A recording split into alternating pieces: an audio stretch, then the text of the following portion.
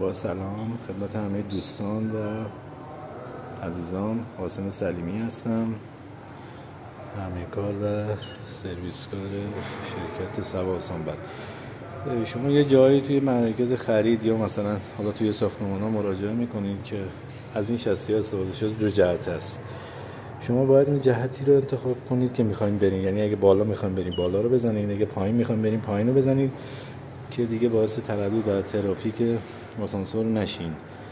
و اینکه اگه مثلا برهای پایین رو بزنید، این نیست که به این معنی نیست که مثلا آسانسور از بالا بیاد پایین یا بالا رو بزنید از پایین بیاد بالا. این اینجوری کار نمیشه. یعنی شما فقط اون جهتی رو که میخواین برین، اگه بالا میخواین برین بالا رو بزنید، اگه پایین میخواین برین پایین رو بزنید. واقعا ازتون ممنونم بابت رعایت کردن این قضیه. آره، چون باعث ترافیک و تردد آسانسور نمیشین.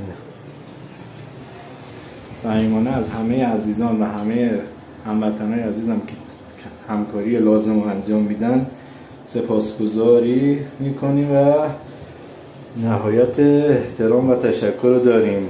مرسی، دوستتون داریم.